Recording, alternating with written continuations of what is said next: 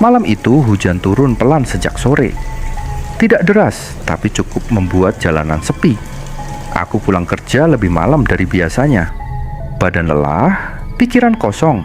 Aku hanya ingin cepat sampai rumah, mandi, lalu tidur. Di tengah perjalanan, GPS di ponselku menunjukkan rute alternatif. Jalannya lebih kecil, tapi katanya bisa memangkas waktu hampir 20 menit. Tanpa pikir panjang, aku mengikuti petunjuk itu. Awalnya semua terlihat normal. Jalan aspal berubah menjadi jalan beton sempit. Lampu jalan mulai jarang. Rumah-rumah semakin sedikit. Tapi aku tidak curiga. Banyak daerah memang seperti itu. Sampai akhirnya sinyal ponselku hilang. Aku menatap layar. Tidak ada bar sinyal sama sekali. Aku berhenti sebentar, menunggu. Tidak muncul. Jam di dashboard mobil menunjukkan pukul 23.47. Aku lanjutkan perjalanan. Semakin jauh, udara terasa berbeda. Lebih dingin, lebih berat, seperti menekan dada. Radio mobil tiba-tiba mati sendiri. Aku mencoba menyalakannya lagi, tapi hanya suara kresek pelan yang keluar. Aku mulai merasa tidak nyaman. Lalu kabut turun. Awalnya tipis, lalu semakin tebal. Lampu mobil hanya menerangi beberapa meter ke depan. Aku memperlambat laju kendaraan, dan di tengah kabut itu, aku melihat lampu-lampu rumah. Kabut menipis saat aku mendekat. Di hadapanku terbentang sebuah kampung kecil. Rumah-rumah berjajar rapi di kiri dan kanan jalan. Lampu kuning temaram menyala di hampir setiap rumah. Yang aneh, kampung itu terlalu sunyi. Tidak ada suara televisi, tidak ada suara motor, tidak ada suara orang berbicara. Padahal lampu menyala. Aku masuk ke dalam kampung itu perlahan. Ban mobilku melewati jalan tanah yang basah. Tidak ada aspal, tidak ada beton, tapi jalannya rata, seperti sering dilewati. Aku menurunkan kaca mobil sedikit. Udara kampung itu bau tanah basah, sangat kuat. Seperti habis hujan besar, padahal hujan di luar tidak seberapa. Aku melihat beberapa orang. Ada seorang pria tua duduk di bangku depan rumah. Ada seorang perempuan menyapu halaman. Ada 2 orang berdiri di dekat pohon besar. Mereka semua melakukan aktivitas, tapi tidak ada suara. Sapuan sapu tidak berbunyi. Langkah kaki tidak terdengar. Semua seperti bergerak dalam keheningan. Aku melaju pelan. Saat mobilku lewat, mereka tidak menoleh, tidak satupun. Pandangan yang membuat merinding aku berhenti di tengah kampung. Niatku hanya ingin bertanya arah. Aku turun dari mobil dan menutup pintu pelan. Suara pintu mobil terdengar terlalu keras di telingaku. Aku melangkah mendekati seorang bapak tua yang duduk di bangku. "Pak, permisi," ucapku. Tidak ada jawaban. Aku berdiri di depannya. Wajahnya terlihat jelas sekarang. Keriput, kulit pucat, matanya terbuka, tapi tidak fokus. Seperti sedang melihat sesuatu yang bukan aku. "Pak," ulangku. Pelan-pelan, kepalanya berputar ke arahku. Gerakannya tidak wajar, terlalu lambat, terlalu kaku. Matanya menatap tepat ke wajahku. Dan saat itu, aku sadar sesuatu yang membuat tengkukku dingin. Dia tidak berkedip. Kalimat yang tidak seharusnya diucapkan. "Sudah malam," katanya akhirnya. Suaranya datar, tidak ramah, tidak kasar. Aku menelan ludah. "Iya, Pak. Saya mau tanya, ini jalan kemana ya?" Bapak itu menatapku beberapa detik, lalu berkata, "Sudah masuk, jangan keluar dulu." Aku tersenyum kaku. "Maksudnya, Pak?" Dia berdiri. Tubuhnya tegap, tidak seperti orang tua. "Kalau sudah masuk kampung ini," lanjutnya, "tidak ada yang keluar sebelum pagi." Aku tertawa kecil, mencoba menganggapnya bercanda. "Oh, iya, Pak. Tapi saya cuma lewat." Wajahnya tidak berubah. "Tidak ada yang cuma lewat," katanya pelan. Di saat yang sama, aku merasakan sesuatu. Aku tidak sendirian lagi. Aku menoleh. Penduduk lain yang tadi sibuk dengan aktivitas masing-masing, sekarang berdiri diam, menghadap ke arahku. Semua kabut menipis saat aku mendekat. Di hadapanku terbentang sebuah kampung kecil. Rumah-rumah berjajar rapi di kiri dan kanan jalan. Lampu kuning temaram menyala di hampir setiap rumah. Yang aneh, kampung itu terlalu sunyi.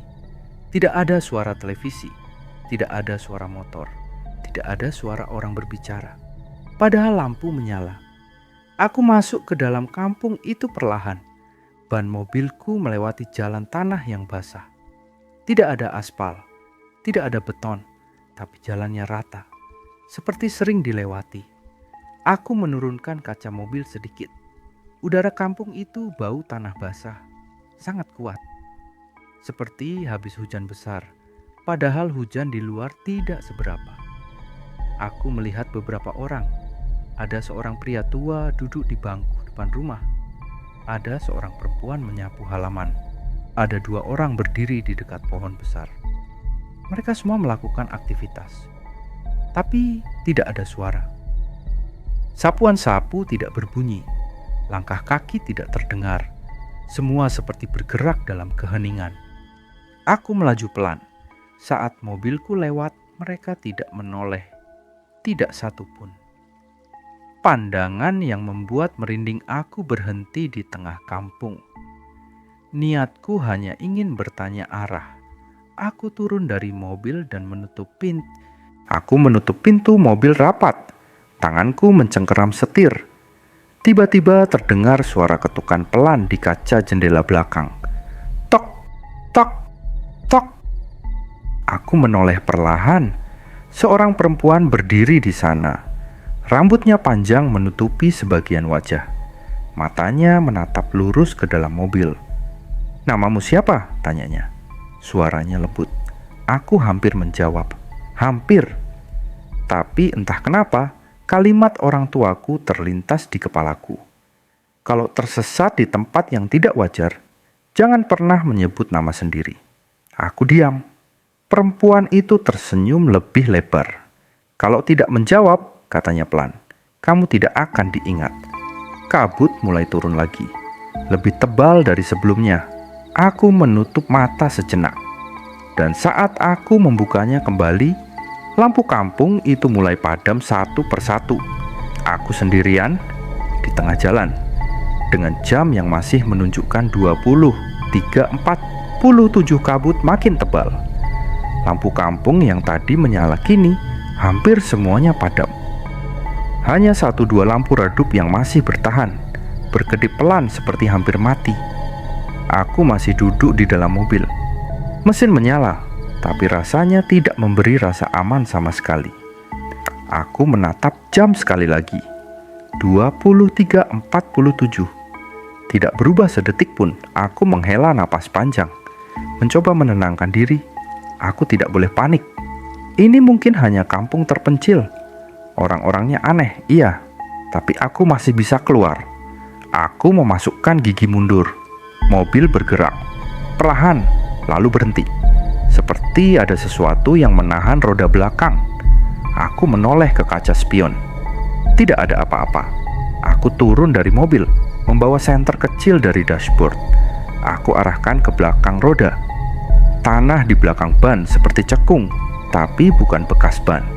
Lebih mirip bekas telapak tangan besar yang menekan tanah dari bawah. Aku mundur cepat, dan saat aku mengangkat senter ke depan, aku hampir menjatuhkannya. Penduduk kampung itu kini berdiri lebih dekat dari sebelumnya. Tidak berlari, tidak berjalan cepat. Mereka hanya berpindah, sedikit demi sedikit. Seperti setiap kali aku menoleh, jarak mereka berkurang. Aku kembali masuk ke mobil dan mengunci pintu. Jantungku berdetak keras sampai telingaku berdengung. Tok, tok, tok. Ada yang mengetuk kaca depan. Bukan keras, pelan, sabar. Aku menatap ke depan. Seorang pria berdiri tepat di depan kap mobil. Wajahnya muda, terlalu muda untuk berada di kampung sunyi seperti ini. Kulitnya pucat, matanya hitam pekat, Dia membungkuk sedikit agar sejajar dengan kaca. "Kamu kelihatan capek," katanya. Aku tidak menjawab. "Kami tidak suka tamu yang gelisah," lanjutnya sambil tersenyum tipis. "Tenang saja, tidak akan lama." "Tidak akan lama apa?" tanyaku. Suaraku bergetar. Dia menatapku lama, sangat lama. "Menunggu pagi," jawabnya. Aku menyalakan klakson. Suara klakson terdengar nyaring dan langsung mati. Tidak rusak, tidak melemah, hanya berhenti. Pria itu tidak terkejut, tidak menutup telinga, seperti sudah tahu itu akan terjadi. "Kami punya aturan di sini," katanya pelan. "Tidak tertulis, tapi semua tahu." Aku menelan ludah. "Aturan apa?" Dia mengangkat satu jari. "Jangan menyebut nama sendiri." Satu jari lagi. "Jangan bertanya hari atau jam." Jari ketiga. Dan yang paling penting, dia mendekatkan wajah ke kaca. "Jangan pernah mengakui bahwa kamu ingin pergi." Aku menatapnya dengan napas tertahan. "Kenapa?" tanyaku. Senyumnya menghilang. "Karena yang mengakui ingin pergi," katanya, "berarti sudah sadar ini bukan tempatnya." Aku memejamkan mata sebentar. Saat ku buka lagi, pemandangan di sekitarku berubah sedikit. Rumah-rumah terlihat lebih tua, kayunya lapuk, dindingnya retak. Beberapa rumah bahkan tampak tidak selesai dibangun, seperti berhenti di tengah waktu. Aku keluar dari mobil perlahan. Kakiku terasa dingin saat menyentuh tanah. Aku melihat ke arah hutan. Gelap, tidak ada jalan jelas. Aku melihat ke arah kampung. Penduduk masih berdiri, diam, menatap. Seorang perempuan tua melangkah maju. Rambutnya disanggul rapi, bajunya sederhana. "Anak muda," katanya lembut, "kalau sudah sampai sini, sebaiknya istirahat." "Aku cuma tersesat," jawabku. "Aku mau pulang." Perempuan itu menggeleng pelan. "Tidak ada yang tersesat," katanya. "Semua yang sampai sini dipanggil." Aku merinding. "Dipanggil siapa?" Dia tidak menjawab, hanya tersenyum. Aku berjalan menjauh dari mereka, mengikuti jalan tanah ke arah yang menurutku keluar kampung. Senterku menyinari tanah di depan. Langkah kakiku terdengar terlalu jelas. 1 langkah, 2 langkah, 3 langkah. Aku menoleh ke belakang. Kampung itu masih ada. Aku berjalan lagi, lebih cepat, menoleh lagi. Kampung itu lebih dekat. Seperti aku tidak bergerak sama sekali. Aku berlari, napas terengah, keringat dingin mengalir. Kakiku mulai pegal. Aku berhenti, terengah. Dan saat aku menoleh, aku berdiri di tempat semula. Mobilku masih di sana. Penduduk masih di sana. Jam masih 23.47. Aku tertawa kecil. Tawa panik. "Ini mimpi," gumamku. "Ini cuma mimpi." "Bukan," suara itu menjawab dari belakangku. Aku berbalik. Pria muda tadi berdiri tepat di belakangku. "Ini persimpangan," katanya. "Tidak semua orang sampai sini." "Apa maksudmu?" tanyaku. "Kamu masih ingat jalan pulang?" katanya pelan. "Itu artinya kamu belum sepenuhnya milik kami." Kesalahan kecil yang hampir fatal. Tiba-tiba terdengar suara tangisan. Pelan, jauh, seperti anak kecil. Aku refleks menoleh ke arah suara itu. Dan aku sadar, penduduk kampung menghilang. Semua. Aku berdiri sendirian di tengah kampung kosong. Tangisan itu semakin jelas. "Jangan," gumamku. Entah kepada siapa, tapi kakiku melangkah sendiri. Aku mengikuti suara itu menuju ujung kampung, ke sebuah jalan setapak yang menuju ke semak-semak. Di sana berdiri seorang anak kecil membelakangiku. "Dik," panggilku tanpa sadar. Anak itu menoleh. Wajahnya tidak ada. Kosong, hitam, seperti lubang. Aku mundur cepat, dan saat itu seluruh kampung menyala kembali. Penduduk muncul di sekelilingku. Wajah mereka kini tidak lagi datar.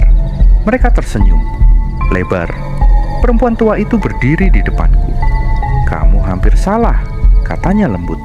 "Sedikit lagi, kamu akan diminta tinggal. Aku gemetar. Apa yang harus kulakukan? Dia menatap langit yang gelap. Tunggu, katanya. Kalau kamu cukup kuat, pagi akan datang. Tiba-tiba terdengar suara samar dari kejauhan. Bukan suara orang kampung, bukan suara angin.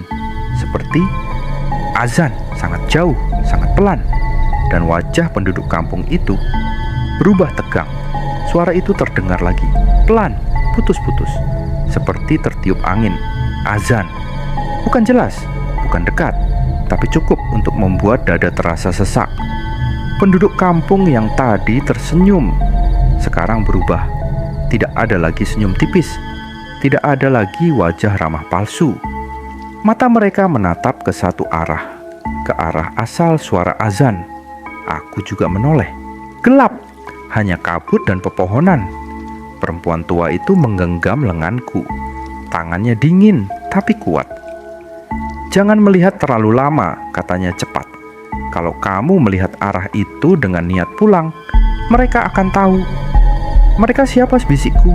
Dia tidak menjawab. Jam di dashboard mobilku berbunyi pelan. Klik. Aku menoleh cepat. Jam itu berubah. 23.48 hanya 1 menit.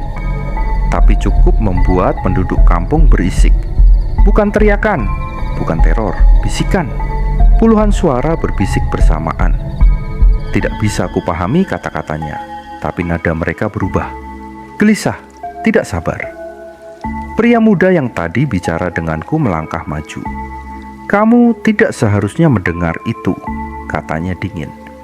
Aku tidak sengaja, jawabku cepat.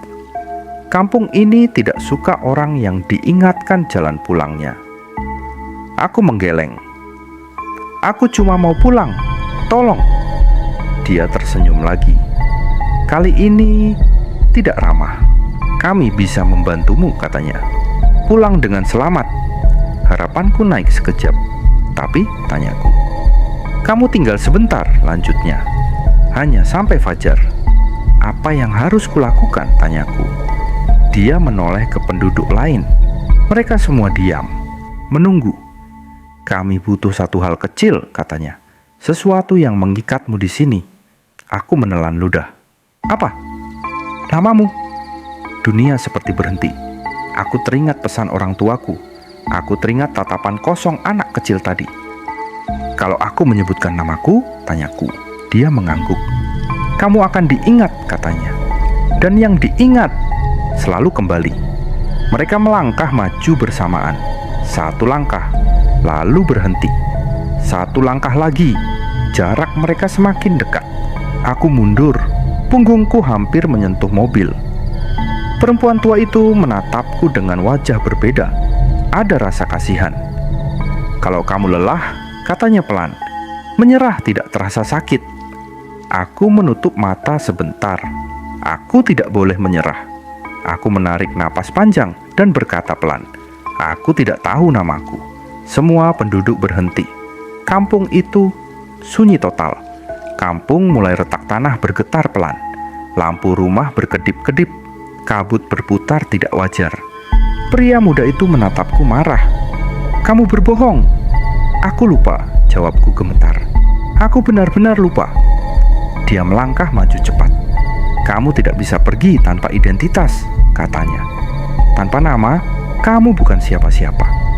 Justru itu, jawabku. Kalau aku bukan siapa-siapa, aku bukan milik kalian. Untuk pertama kalinya, wajah mereka menunjukkan sesuatu yang lain. Takut. Azan itu terdengar lagi. Lebih jelas, lebih dekat. Penduduk kampung menoleh bersamaan ke arah suara itu. Beberapa menutup telinga, beberapa mundur. Perempuan tua itu berteriak, "Sekarang, jangan lihat ke belakang." Aku berlari. Kakiku terasa berat. Udara seperti menekan tubuhku dari semua arah. Aku hampir jatuh beberapa kali. Aku tidak menoleh. Aku hanya mendengar suara. Bisikan berubah jadi jeritan. Langkah kaki mengejar. Tawa bercampur marah. Tiba-tiba, tanah di depanku terbuka menjadi jalan tanah panjang. Jalan yang tadi tidak ada. Aku berlari sekuat tenaga. Aku terjatuh. Tubuhku menghantam tanah keras. Aku terengah, batuk, dadaku sakit. Aku membuka mata. Pagi, sinar matahari menembus dedaunan hutan. Aku tergeletak di pinggir jalan besar.